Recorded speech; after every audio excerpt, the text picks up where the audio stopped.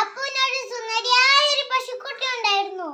അവളുടെ പേരാണ് സുന്ദരി പശു. അപ്പു സുന്ദരിയും കൂട്ടി എന്നും രാവിലെ പുല്ല് മേക്കാൻ പോവുമായിരുന്നു. ഒരു ദിവസം പുല്ല് തിന്നുകൊണ്ടിരിക്കുമ്പോൾ ഒരു മാൻകുട്ടി വന്നു.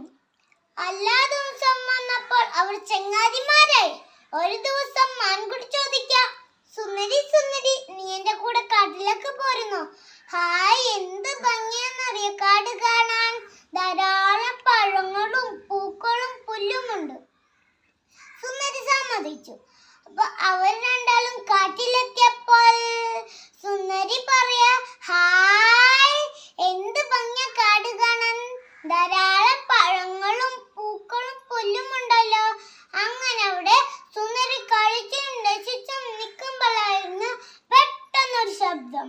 ഗുർ ഗുർ. സുന്ദരി പേടിച്ചു പോയി. അപ്പൊ സുന്ദരി മാൻകുട്ടിയോട് ചോദിക്കാണ്, മാൻകുട്ടി മാൻകുട്ടി, എന്താണ് ശബ്ദം? എല്ലാ മൃഗങ്ങളും പേടിച്ചോടുന്നുണ്ടല്ലോ.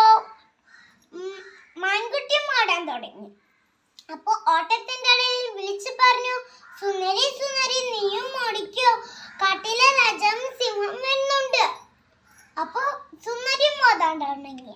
സുന്ദരി ഓട്ടത്തിന്റെ ഇടയിൽ വിളിച്ചു പറഞ്ഞു, മാൻകുട്ടി മാൻകുട്ടി, നീ കാടിന്റെ ഭംഗിയെ കുറിച്ച് പറഞ്ഞു, പക്ഷെ കാടിന്റെ ആപത്തിനെ കുറിച്ച് ഒന്നും വേണ്ടിയില്ലല്ലോ, അതെന്തേ?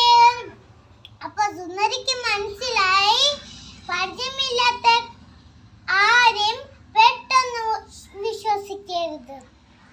അതും പറഞ്ഞ് സുന്ദരി വീട്ടിലേക്ക് ഓടി. പാവം അപ്പു സുന്ദരിയും കാത്ത് വീട്ടുപടുക്ക തന്നെ നിൽപ്പുണ്ടായിരുന്നു. സുന്ദരി വന്നപ്പോ അപ്പുവിന് സന്തോഷമായി.